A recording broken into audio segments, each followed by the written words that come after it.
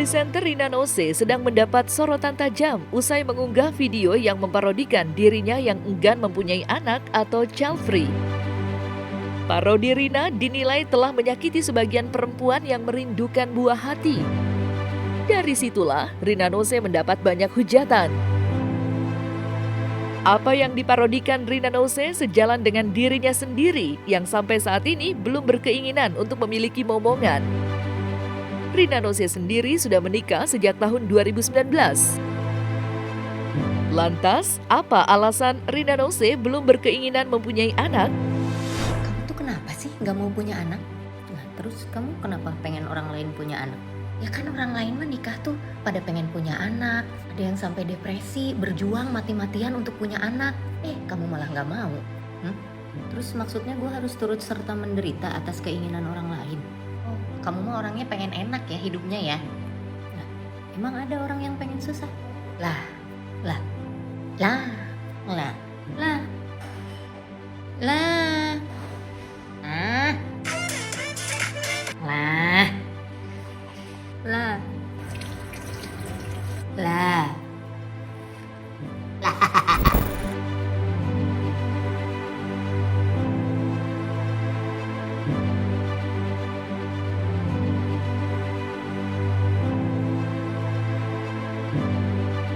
Tunggu momennya aja, nunggu waktu. Jadi kalau sekarang dirasa belum perlu, ya udah. Pokoknya jalan aja apa. Lagi ada ide, tuangkan semua ide. Lagi nggak ada, ya udah bawa santai aja. Gitu. Udah jalan aja. Gitu. Karena prinsipnya nggak kalau ngejar, makin dikejar tuh kadang-kadang malah makin susah ditangkapnya. Jadi kayak ya udahlah, jalanin aja. Selempeng itu hidupnya. Kayaknya nggak menarik gitu.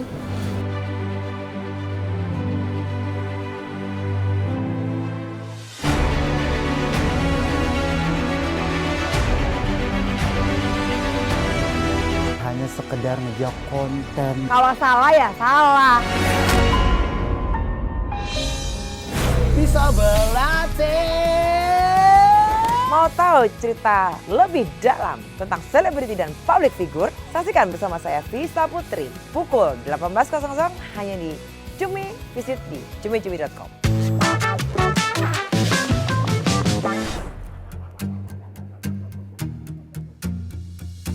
Terlepas dari parodi Rina Nose yang sedang ramai menjadi sorotan, siapa sangka jika selama ini Rina Nose juga dikenal luas dengan salah satu keahliannya mengimpersonatkan sejumlah tokoh yang mengundang gelak tawa penontonnya. Kemampuannya meniru tokoh lengkap mulai dari penampilan hingga gaya bicara, diakui Rina Nose bukan sesuatu yang mudah untuk dilakukan. Lantas, tokoh siapa yang sulit ditiru dan sejak kapan Rina Nose mengasah kemampuannya itu?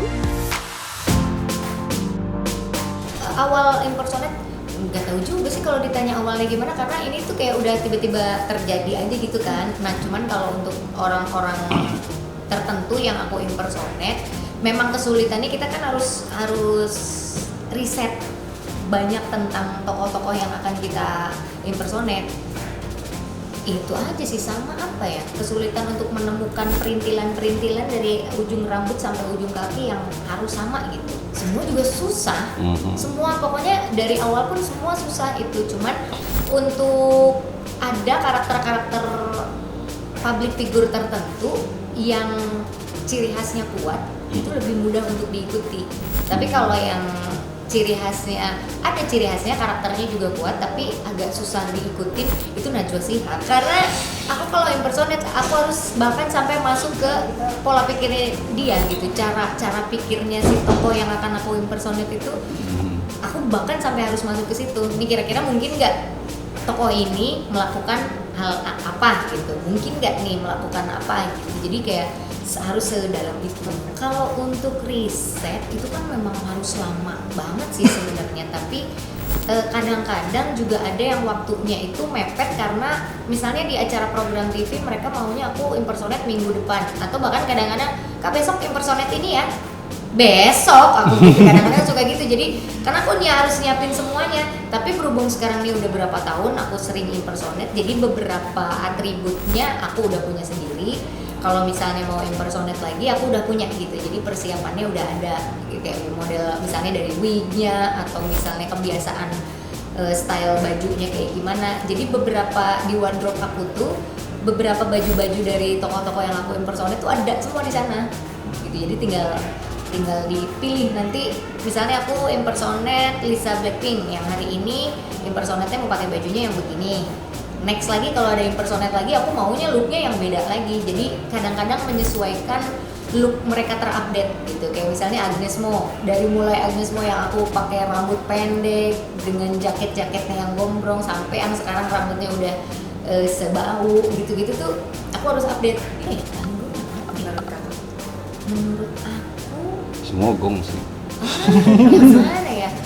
Sebenarnya nggak semua berhasil juga, cuman kayaknya yang paling gong kalau menurut aku ya Najwa Shihab karena itu yang paling susah. Kalau Jengya sih sebenarnya itu aku ngambil personanya yang kalemnya aja. Sebenarnya kalau untuk dari suara logatnya sebenarnya nggak sama itu. Jadi kalau aku sebenarnya bisa lebih mirip, cuman nggak akan masuk sama perform monolog aku pada saat itu dengan materi yang kuatnya segitu. Kalau aku pakai karakternya Jengyah yang bener-bener Jengyahnya, kayaknya akan kurang nendang gitu, karena karakternya kan lebih kalem kan. Kalau kemarin kan nggak mungkin Jengyah panggul kan gitu. Jadi itu justru punchline-nya untuk nabrak logikanya tuh, kelucuannya tuh didapat pada saat gue nabrakin logika itu. Karena kejadian-kejadian itu akhirnya aku menyiapkan aja semuanya sendiri.